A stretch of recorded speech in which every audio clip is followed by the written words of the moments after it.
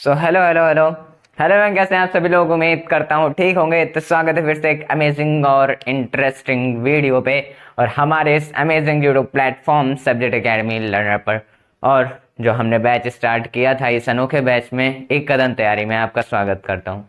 तो मैंने आपसे वादा किया था कि मैं एटीपी की वीडियो बना दूंगा कि किस एटीपी क्या होता है, अगर क्वेश्चन में पेपर में आ जाए तो हम क्या करें, एटीपी का कैसे लिखें। बट हमने बताया था एटीपी एक एनर्जी, हमने इतनी बात की थी, ठीक है। तो आपसे जो वादा किया था उसको निभाने के लिए हम बिल्कुल तैयार हैं। और अगर मैं ना निभाता तो वादा किस काम का, है ना। तो आज हम इस वीडियो में एटीपी के बारे में जानने वाले हैं, ठीक है। एटीपी के बारे में ही सिर्फ जानने वाले हैं, एटीपी से कुछ बाहर नहीं पढ़ने वाले हैं। एटीपी हम फुल डिटेल से पढ़ेंगे ताकि जो क्वेश्चन आए, अगर एटीपी में क्वेश्चन आ जाए कोई, तो हम उसे लिख सकते हैं, किसी से बता सकते हैं, किसी से डिस्कस कर सकते हैं और किसी से पूछ भी सकते हैं, है ना। तो चलो शुरू करते हैं। एटीपी देखो एक energy currency of the cell है। चलो पहली बात फुल फॉर्म बताते हैं। हमने एटीपी का फॉर्म क्या होता है, एडिनोसाइन ट्राइफॉस्फेट।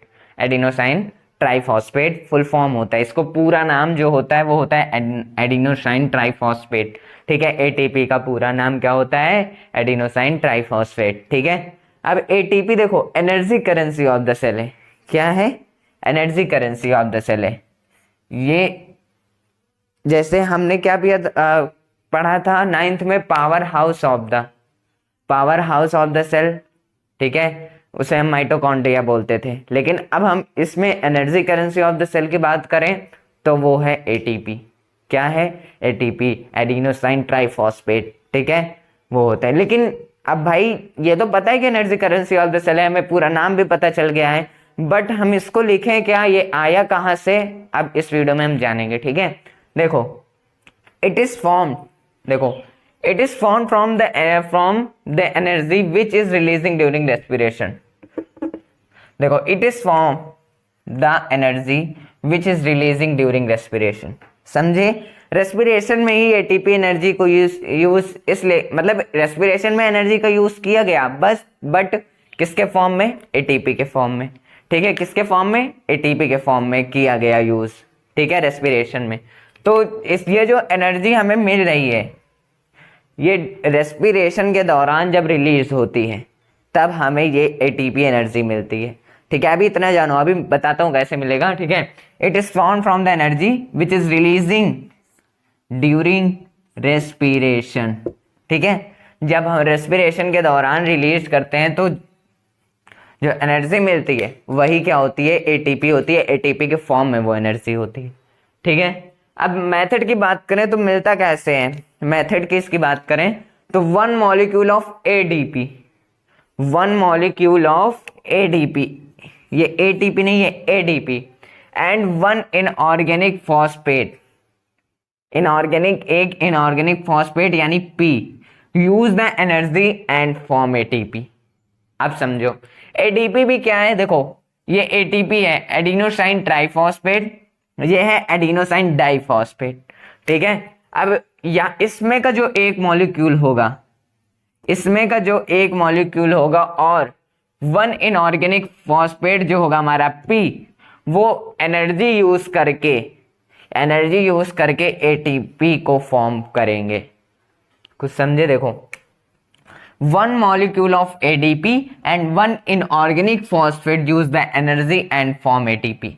मतलब जो एडीपी है, एडिनोसाइन डाई है, D, adenosine diphosphate, and one inorganic phosphate मतलब P, use the energy, P क्या है, इनऑर्गेनिक फॉस्फेट है, use the energy and form ATP, ठीक है। एटीपी को फॉर्म करता है।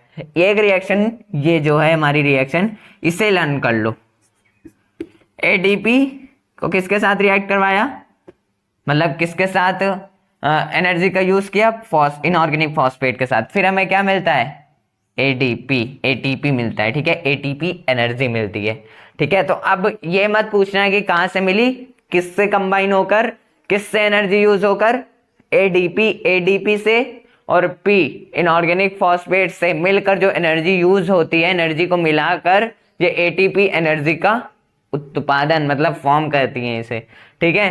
अब थोड़ा बहुत और जानते हैं, लिखेंगे क्या हम लोग, this is an endothermic reaction, ये एक एंडोथर्मिक रिएक्शन है। ठीक है, अब आप फिर से एक टॉपिक यहाँ पे मिल गया है जो हमने किस में कवर किया था, एक अलग सी वीडियो में, केमिस्ट्री के पहले चैप्टर में। ठीक है, उसमें अब आपको हमें क्या करना है, कमेंट करना है कि एंडोथर्मिक क्या होता है और एक्सोथर्मिक रिएक्शन क्या होता है। एक्सोथर्मिक अगर नहीं कर रहे हो तो कोई बात नहीं, एंडोथर्मिक अब आपको बताना है एंडोथर्मिक होता क्या है। ठीक है, ये जान लो कि एटीपी में जो रिएक्शन हो रही है वो एंडोथर्मिक रिएक्शन होती है। ठीक है, कौन सी रिएक्शन, एंडोथर्मिक रिएक्शन।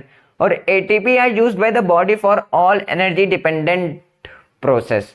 देखो एटीपी यूज की जाती है बॉडी के द्वारा ऑल एनर्जी के लिए, मतलब जो प्रोसेस हम लोग कर रहे हैं हर प्रकार के डिपेंडेंट, जो हमारे ऊपर डिपेंड है, जो प्रोसेस हम करते हैं वहां पर एटीपी क्या करती है, एटीपी यूज्ड होती है। ठीक है, अब इस एटीपी को हम लिख सकते हैं पूरा किसमें, जब क्वेश्चन पुटअप किया जाए या फिर क्वेश्चन आपसे कोई पूछ रहा है तो बिना सोचे समझे आपको बता देना है क्या, कि एटीपी एक energy currency of the cell है। ठीक है, ये हमें कब फॉर्म होती है, ड्यूरिंग रेस्पिरेशन, रेस्पिरेशन के दौरान हमें मिलती है। ठीक है, और ये एटीपी आया कहाँ से है, जब हमारा एडीपी और इनऑर्गेनिक फॉस्फेट यानी पी एनर्जी को मिलकर, एनर्जी से मिलकर क्या करते हैं, एटीपी का उत्पादन, एटीपी एनर्जी को फॉर्म करते हैं। और ये एक एंडोथर्मिक रिएक्शन है। ठीक है, और ये यूज्ड होती है हमारे बॉडी पर, जो हमारे डिपेंडेंट प्रोसेस, जो हमारे ऊपर डिपेंड है, हम क्या क्या कर रहे हैं उस पर क्या होती है, एटीपी एनर्जी यूज होती है। ठीक है, ये होती है एटीपी की पूरी आपके लिए एक अलग सी वीडियो। ठीक है, अब मत कहना कि भैया ने वादा किया था, वादा को पूरा नहीं किया।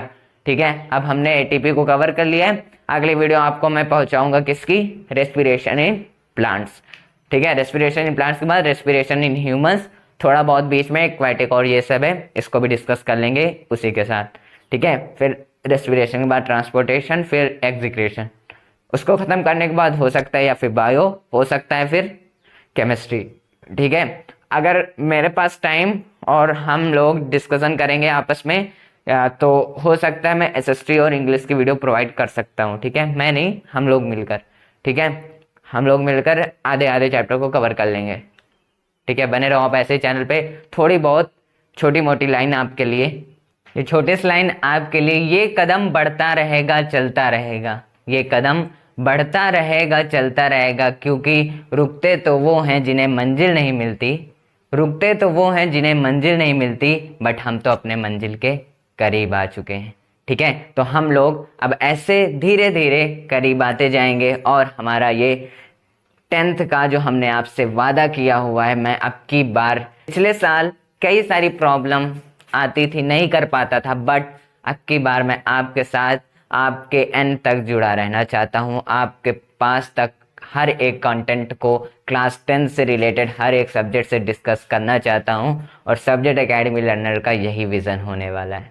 ठीक है, तो मिलते हैं अगली वीडियो में, बने रहें ऐसे, पढ़ते रहें, टाटा बाय बाय।